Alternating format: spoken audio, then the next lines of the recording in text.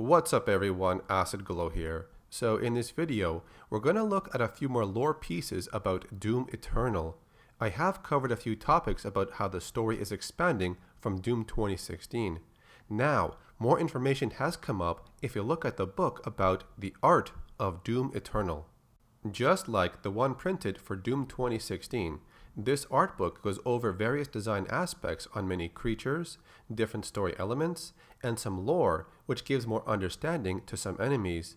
So first, let's start off with one of the demons almost nobody is talking about, the Gladiator. It was seen very briefly in the trailers, but not much was known about it. It's also been seen in the art pieces or wallpapers released for advertising. You can find the Gladiator behind one of the priests. It's holding a flail weapon and a large shield. As seen in the trailer, the flail is able to extend for longer reach in combat. It's also got some type of electrical surge going through it, possibly for more damage. Now, if we look at the information provided in the Art of Doom Eternal book, it expands on the story of the Gladiator. In the years following the end of the Golden Age, competing factions of Argent D'Nur turned against one another. An insidious influence had infiltrated the Sentinel people, which corrupted their sacred traditions.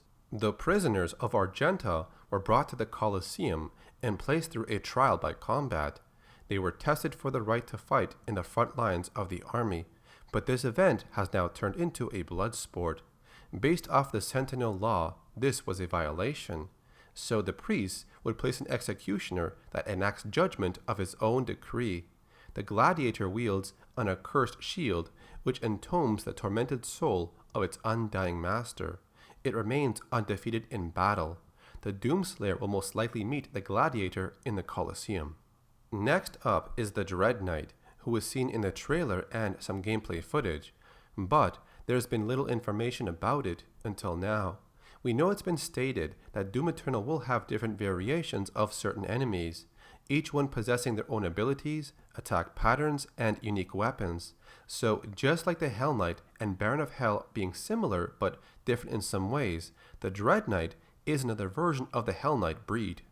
It's been modified and hardwired for aggression, armed with an exoprosthesis powering energy blade augment. The Dread Knight is the result of UAC cultist engineering. Epinephrine regulators modulate the Dread Knight with an unbroken flow of rage-addled adrenaline, while its endorphin receptors have been synchronized to respond to the use of arm-mounted blades. Now, with each kill, the Dread Knight is injected with a flood of artificial dopamine. The entire procedure results in a biomechanically engineered state of pure, unbroken rage, so this enemy will most likely be used for close-range melee combat against the Doomslayer. Here's a character that's been kept in secret through all the trailers. It's simply given the name or title of Hell Royalty. They are the immortal archdemons that claim dominion over the innermost circles of hell. While given so much control, they are still only lieutenants of the Dark Lord. It seems there is more than one of them, but the most reviled of all is Erebus, keeper of the spire cities of Dis, risen from the ruins of Babel. The ruins were what's left of the Tower of Babel in the original Doom game. The tower can be seen being constructed as you advance through the story. Each screen shows the progress of the tower being built. The book also says that as a slave master of the damned, he rules over the cursed souls of hell who are sentenced to labor without end. Even though their power is near absolute, the archdemons still answer without question to the Nameless One, Infernal Master and Lord of Hell. This most likely is talking about the Icon of Sin, which does get mentioned in the art book as well. Even though it's just an art piece, it does give us the idea where the Icon of Sin would come back. There's more information about its story. The Titans were towering elder demons. The prophecies of Sentinel scripture says they would someday return, believed to be the harbinger of the end times, primordial forces of chaos and destruction. Born from the heart of the betrayer's son, the Icon of Sin was given flesh by Hell's unholy design.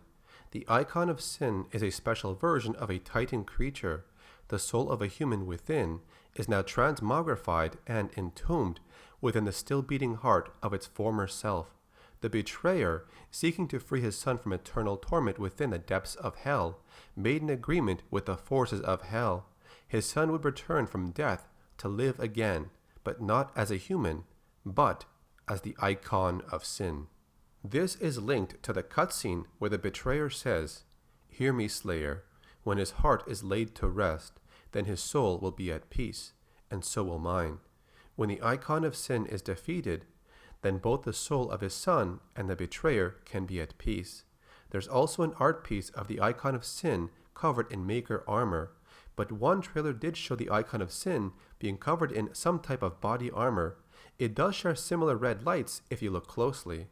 We also get to understand what the connection is between the Sentinel people and the Makers.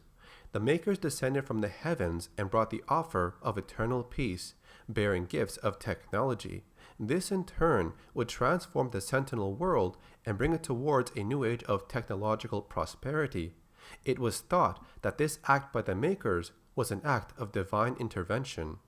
While the Makers appear to possess nearly godlike abilities, they are not immortal nor omnipotent. Their main goal was to pursue greater power, but when they discovered Argent energy, they found that it could be used to prolong their lifespan. Argent energy was used by the Makers to delay their natural aging cycle. Their organic bodies would degrade and transform over time. When a Maker dies, it goes through a ritual known as unification.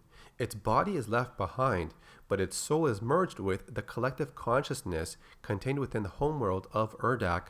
The shared consciousness of the Makers is like a neural network matrix, and every 10,000 years, a single Khan Maker will be born, a supreme being bound by destiny to lead all of Urdak until the next Khan is born.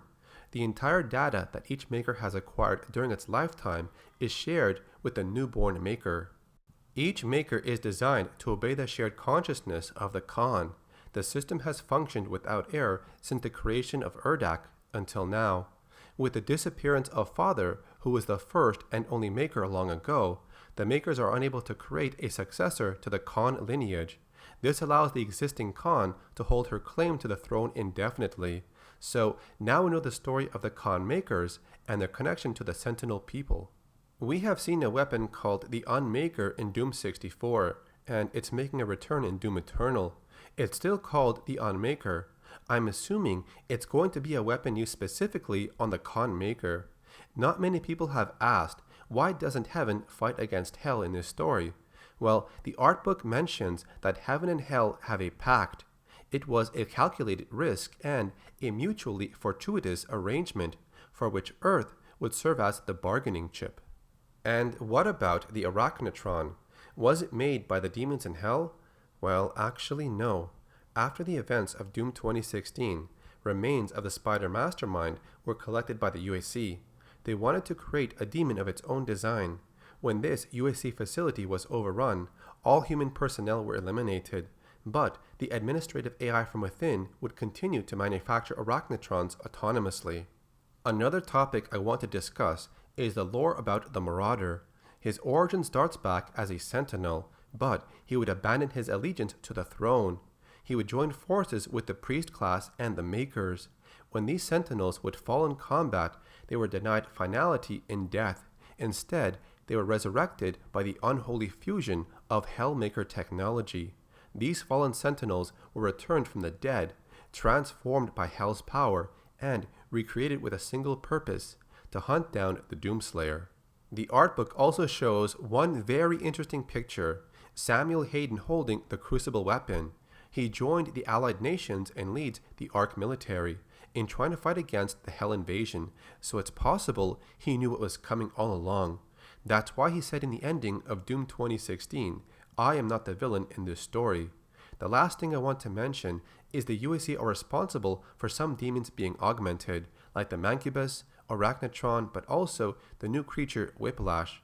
A single specimen was captured at some point and fitted with cybernetic parts. It was meant to enhance Whiplash's innate strength and lethality. The book has a lot of details on the story, characters, art, and lore, so pick up a copy if you want more information. If you want to see more videos covering the lore on Doom Eternal, then subscribe to my channel and turn on notifications.